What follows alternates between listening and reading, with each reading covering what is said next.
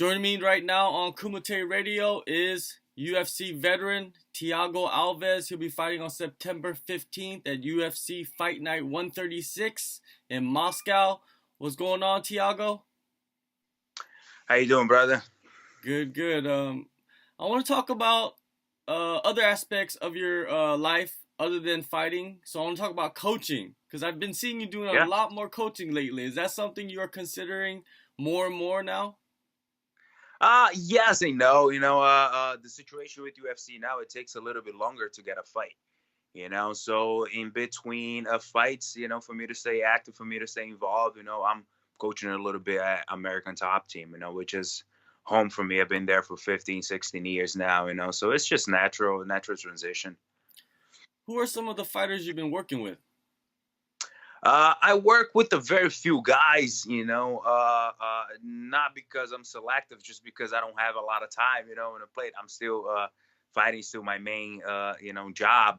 But I work with DP a lot, Dustin Poirier, and I'm always involved, with everybody. I'm always at the pro classes and, give advice whenever I'm asked to, But I'm more of a assistant coach, I'm not like a full-time coach yet. But yeah, I do work with some specific guys when it's required. Later on, when you do decide to coach more, you have so many guys down there, like almost like a pick of the litter, of like high level guys that it must be good, feel good if you do decide to go and transition over. Yeah, it's easy. We speak the same language pretty much. It's an easy transition. I don't like to change anything, on the current fighters that we have, because if they're already what they are, they're successful, there's a reason for it. So I just try to add, my input on a few things. So that's pretty much what it is. Speaking of Dustin Poirier, could you talk about working with him and his potential? Because it seemed like his striking has gone to another level since he's moved up to lightweight. Yeah, I mean, he's a lightweight, I don't know how he used to make the drop to featherweight, but yeah, it's just it's a better fit for him, and he's a lot stronger, he's a much better athlete, I think, at 155, and the results just show. I want to go down memory lane a little bit. You were part of the biggest UFC card in history, UFC 100. When you look back at that time, what sticks in your mind the most about that night? It was just a crazy, a big spectacle to be part of it. You don't realize how big it is, until you actually go through it and see it, from the outside. But as I was going in it, it was just another fight. I didn't really like to overthink, this very simple business that we're in. It's just a fight. It's a fist fighting pretty much, So I was just focused on that. All right, your last fight earlier this year at UFC Austin, you didn't come away with the win. No. That was in February. What have you been doing since that time? I had surgery right after that, another scope on my right ankle. And then I just been, training, getting better, working on things that I needed to work on, and coaching and just getting ready for the call. After that fight, you mentioned in another interview something about inactivity. Is ring rust something that affects you?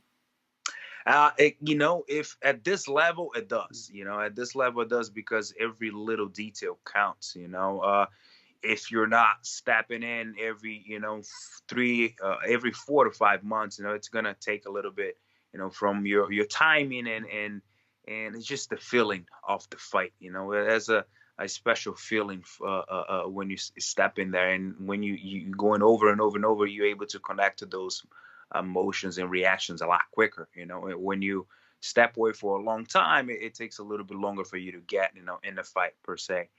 And I think inactivity, it's been hurting me. And I mean, the last, 5 years, I had a few fights, and I don't even know the stats, but I haven't been very active, but I want to change that. I don't want to be fighting for a very much long time. I'm 34 right now. So I got a few years left in me, but I want to make the most of it. I want to have fun. I got nothing else to prove in this business, man. I've been kicking ass, in the biggest organizations for 13 years now, and I'm just having fun. I'm having fun now, and I want to make sure that this last a few years of my career, I'll go out on my own terms, and I'm ready to kick some ass. The last fight, I was going through a lot of shit. There was a lot of, I was supposed to fight in September, and then I had, the hurricane, my dog died, and then I got scheduled for January. That fight didn't happen, and then like 3 weeks later, I got this other fight, So I was doing the best I could in a shitty situation, no excuse. I still think that I should have won that fight, but I didn't have proper time to prepare, and at this level, man, every little detail counts, But that's in the past. I'm excited just to be fighting again and enjoy life. So I'm ready to engage. It seems like that in your mind, you're more peaceful moving forward with your career. What's the big difference from, now compared to a younger Thiago? I was trying to make it, I was trying to make sure that this fighting lifestyle, it was going to provide for my family. I was going to be able to make a good living out of it, and I did. I'm blessed. I come from in Fortaleza, Brazil, to be able to live the life that I live today. I had a lot, riding in me. I was able to, support myself, help my family in Brazil, raise my family here in America. So it was just that fact that, that is a big difference when you're trying to make it, when you're trying to get to a certain level, and then there's a whole different ball game. You're trying to maintain that, So two different aspects of the game, but I enjoy them both and I love them both, and I know that, I'm not done yet, but it's at the end of it. So I'm just smelling the roses and, enjoy this last few wars. You're going to add another historic moment to your career when you get to step in the cage at UFC Moscow, the first ever show in Russia, against the newcomer, Alexey Kunchenko. What is your opinion of your opponent? He's a champion, and he's their champion, He's the 170-pound champion, their biggest organization over there. So I'm taking that very seriously, I'm pretty much going to go into his hometown, and take everything away from him. And that's gonna be hard, but I'm the man for the fucking job, and I'm excited. I've been training my ass off, I seen a lot of his fights, and I think I'm the perfect matchup for him. You just said that you're the man for the job. Do you enjoy fighting? Welcoming a new guy to the UFC with a lot of hype. I don't really care, like it's just another fight. Like the game kind of changed a little bit. People are trying to maintain their status, a little bit. They don't want to fight this guy. They don't want to fight that guy. They forgot about the whole thrill of fighting. It's a fight. You don't know what's gonna happen. What you gotta do is just prepare and enjoy yourself in the process. Of whooping some ass, dude. Like if you're confident, if you're ready, that's nothing better, So it doesn't matter if it's a newcomer or a veteran. I'm gonna go out there to whoop that ass, and that's my mentality, I'm gonna go over there. I'm gonna duck my ship over there. I'm not gonna burn my fucking ship. So the only way I can go home if I take his fucking ship, So that's the mentality we're gonna go.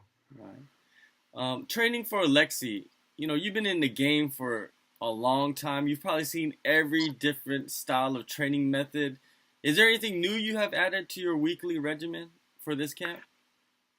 Yes and no. We're always trying to evolve. I was trying to become the better version of myself. The good thing about this fight is he's not very tall, and lanky. The last guy that I fought, he was like a basketball player. The dude was like 6'4", the crazy ass reach, and I'm not the tallest guy in the weight class, so I'm used to that. I'm used to getting inside. I know I'm going to take a little bit of damage, but I know I'm able to get inside. With the guy that is 5'10" and has, my reach is like a treat, in a way, because I don't get to see that look very often, and I think I do very well with guys, around my height, and age in a way too. The guy's 34, so that's like, wow, So I'm excited. I think it's going to be a great fight, for the first show in Moscow. At American Top Team, you have so many high-level coaches and training partners. Is it sometimes difficult to choose who you want to work with for a particular training camp? No, not at all. Usually, because we're such a big team, every fighter already has. We'll have the coaches that help with everybody, and and then when you have a fight coming up, you have the coaches that you choose to work with you. I have my team there that has been the same team for many years now. And for me, it's pretty easy. Your opponent, he likes to knock people out, so most likely he's gonna stand in front of you. He's probably gonna go into the cage wanting to prove something against a guy with the name, and that's why he probably took this fight, right? Is that the best case scenario for you, for him to sit there in front of you and try to bang with you? Absolutely, man. I want him to engage. We're fighting. We don't get paid by the minute, or the hour. So let's get in there. Let's dance, and let's see who has the best game plan. I think USADA, coming into our organization with USADA, it's a little bit different. So I want to see how that's going to play out a little bit. I'm not counting on it. I'm prepared for the beast that has been knocking people out left and right, but I'm really excited to see who's going to show up. You've had a few speed bumps throughout your career. What drives you to continue and push to elevate your skill set? Because, it could kind of get, humdrum doing the same thing all the time. It does. Like anything that you do, for many years, at one point, it's going to get a little old, and you just got to find the love, in what you do. And I love my lifestyle. Again, I'm blessed. I'm able to, provide and raise my family, in the greatest country in the world, and that says something, and it's just the way I'm built too, man. I'm resilient, I don't break. I'm never out of fight, just getting that and training hard and doing everything, full speed to get the things that I want. That's easy, I don't see any anything in between that, either you do the work or you don't, so there is no in between for me. Either I'm in or I'm out. And if I'm in, I'm going to go all in, man. It's do or die every day. UFC 228 is going to happen a week before your fight. Tyron Woodley is facing Darren Till. Huge fight for the division. What are your thoughts on that fight? It's gonna be a very interesting fight. Till, it's a big kid for welterweight. He definitely. I don't think he ever faced anybody like Woodley. Woodley is a very savvy, very smart fighter. And a phenomenal athlete as well. So I'm excited to see how it's going to play out. Do I really care? No, I don't care that much. I just want to see some good fight. Some good scrap. But let's see how they do. Another issue about this fight, a lot of people are talking about, is Darren Till. He missed weight in his last fight, but he's getting a title shot. What do you think about guys getting title shots after they miss weight? Good for him, bro. Like, go Till, man. If you're able to pull that off the way the things are so politic right now, good for you, man. You got a good team behind you. One last thing I want to ask you before I let you go. You've been in many press conferences in the UFC, and you've sat next to some unique characters. What's the funniest moment? Yeah. Dude, Chael Sonnen, the guy was just on fire. I thought it was at a stand-up comedy, like he just put on that persona and he kept spitting lines after lines, and it was hilarious. I think everybody had a good time at that press conference. For sure. All right, September 15th, UFC Moscow. Thiago Alves will face Alexey Kunchenko. Thank you for your time, Thiago, and good luck on your fight. I appreciate it, man. Thank you. Kumite Radio is brought to you by Supplement Warfare. Visit their website, supplementwarfare.com.au, for the best quality supplements on the planet. Use coupon code Kumite Radio at checkout to get 10% off of all orders. If you're trying to get sexy for the summer, if you're just trying to flex on fools, visit supplementwarfare.com.au for the best supplements in the world. Use coupon code Kumite Radio at checkout to get 10% off and support the podcast.